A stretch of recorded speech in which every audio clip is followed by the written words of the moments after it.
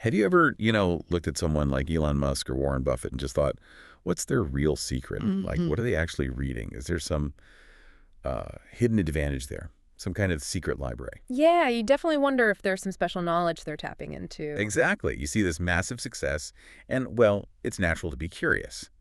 So today, we're going to do more than just, list off 10 books. Right. Our mission here is a real deep dive. We want to pull back the curtain, show you not just what they might be reading, but the actual uh, actionable ideas they seem to pull from these kinds of texts. Kind of like a shortcut. Yeah, exactly. Mm. A shortcut to understanding the philosophies that, well, build empires. And it's interesting because looking at the sources, it's clearly not just about a reading list, is it? No, not at all. It's more about how they seem to internalize these core ideas, developing a certain way of thinking. A mindset. Precisely. A mindset for abundance, for opportunity. That seems to come first, you know? It sets the stage for everything else.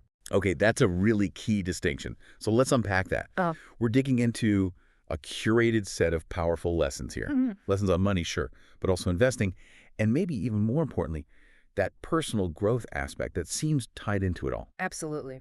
So first up, this recurring theme that just jumps out from all the source material, this idea of a wealth mindset. It's like the foundation. It really seems to be the starting block, yeah. Like you need the mental blueprint first. Right. And for that foundational thinking, two books pop up again and again. Napoleon Hill's Think and Grow Rich A classic. and Wallace D. Wattle's The Science of Getting Rich.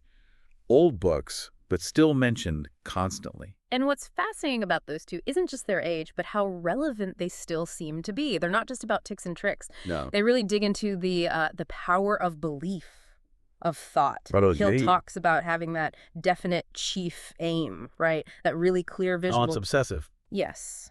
And Waddles focuses on abundance, thinking about possibility, not lack.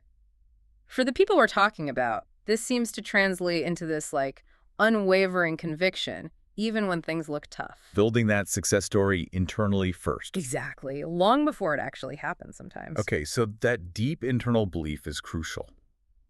But it's not just abstract thinking, is it? The sources also point towards Stephen Covey's The 7 Habits of Highly Effective People. Which is interesting because it's not strictly a finance book. Right. But its presence on these lists tells you something. It absolutely does.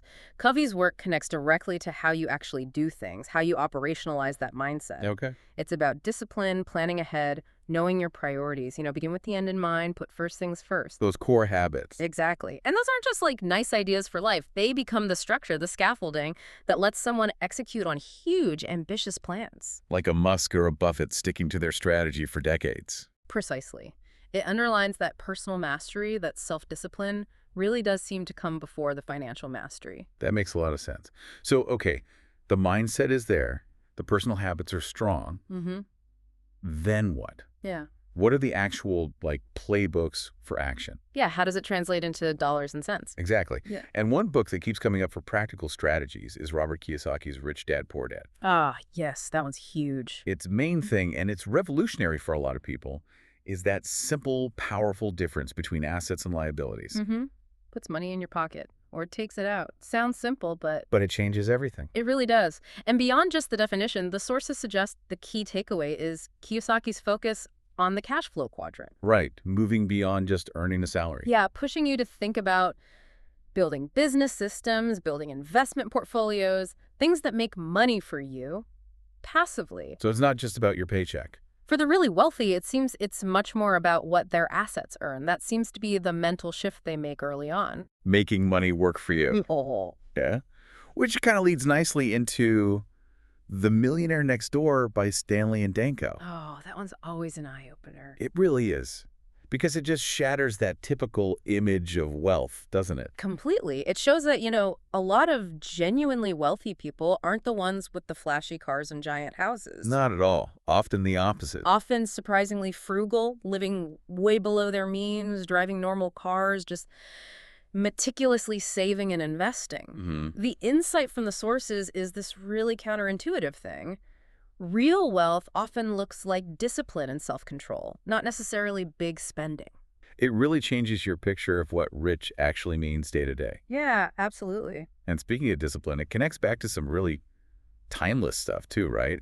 Like George S. Clayson's The Richest Man in Babylon? Oh, definitely. That's ancient wisdom, but the principles are everywhere in modern advice. Especially pay yourself first. That's the bedrock, isn't it? Setting aside money for your future before you do anything else, making it automatic, non-negotiable. And Klassen also talks about managing debt smartly, getting good advice before investing. These aren't just quaint old sayings. They're fundamental to how wealth compounds over time. Something everyone, from the small saver up to the billionaire, has to get right. Absolutely critical. Okay, and if you're talking investing wisely, we have to mention the big one, the book that basically guided Warren Buffett, Benjamin Graham's The Intelligent Investor. Ah, the cornerstone, yeah. For Buffett, Graham hammered home value investing. Explain that a bit. It's not just picking stocks, right? Not at all. It's definitely not about chasing hot trends or, speculating. It's about intense analysis, figuring out what a company is really worth, its intrinsic value, Okay. and then only buying when the market price is way below that value. Graham called it the margin of safety. Buying $1 for 50 cents, essentially. Exactly. That margin protects you if you make a mistake, and it's where the big long-term gains come from. It's something Buffett sticks to religiously no matter what the market's doing. That long-term discipline again. Okay, so these books lay out blueprints for building and managing wealth. But what about the bigger picture? Like, what is wealth, really? The sources also highlight books that look at it more holistically. Yeah, integrating it more with life itself. Like Tony Robbins' Money, Yeah. Master the Game. Yeah. That seems to offer a very actionable sort of step-by-step guide. Yeah, Robbins' approach, looking through the source material, seems focused on speeding up financial independence. He gives specific strategies. Like? Things like really understanding compound interest, cutting down on fees, diversifying smartly. But he also brings in the psychology. The mindset part again. Exactly. Helping people get past those emotional blocks that mess up financial plans, even good ones. It's very practical, very structured. And then there's a book that really threw a curveball into traditional thinking. Tim Ferriss's The 4-Hour Workweek. Ha! Yeah, that one shook things up. It really challenges that idea that you have to grind for 40 years to maybe enjoy wealth later. Ferriss's whole message, which definitely resonates, is about lifestyle design. It's not just about maximizing income. It's about time, too. Exactly. Optimizing your time, automating income streams where you can, creating a life that's rich in experiences now, not just hoarding cash for someday. Mini retirements, leveraging tech. Right. It broadens the definition of wealth way beyond just the bank balance. It includes freedom, autonomy. Which leads perfectly to Your Money or Your Life by Vicki Robin and Joe Dominguez. This one gets really philosophical. It really does. It asks that fundamental question. How much of your life energy, your precious time, are you actually trading for the money you earn? And is it worth it? Right. Is that trade aligned with what you really value? It pushes you to calculate your true hourly wage, factoring in all the hidden costs of working. Commuting, work clothes, stress. All of it. And then it asks, does your spending actually bring you fulfillment?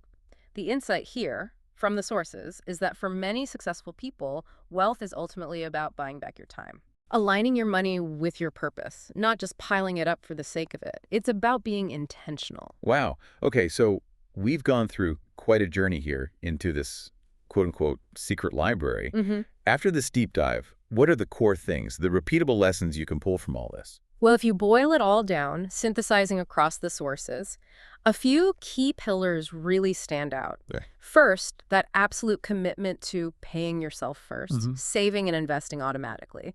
Second, a relentless focus on building assets, things that generate income passively. A Kiyosaki idea. Exactly. And underpinning it all, that consistent work on cultivating an abundance mindset, really believing you can create wealth. These aren't just ideas. They seem to be daily practices for these folks. So it's a package deal, really. It really is. These books, taken together, they offer an amazing toolkit. Not just theories, but actual frameworks you can use to change your financial picture. Powerful lessons on money, investing. And the personal growth you need to handle it all. It's a holistic guide, really, to building that financial freedom. What an incredible deep dive that was. From Hill and Waddell's Mindset Foundations to the practical building blocks from Kiyosaki and Graham, Right. all the way to the modern ideas about lifestyle and purpose from Ferriss and Robin. It covers so much ground. It really does. And the main takeaway seems pretty clear, doesn't it? The world's most successful people, they don't just get lucky. No. They actively seek out knowledge. They consistently apply these shared principles. It's not just what they do, it's deeply about how they think and how they plan. And maybe the real secret isn't just knowing the book titles, it's understanding how to consistently apply those core ideas, like Sure. that discipline saving, paying yourself first, that strategic focus on building assets, and maintaining that unwavering positive mindset.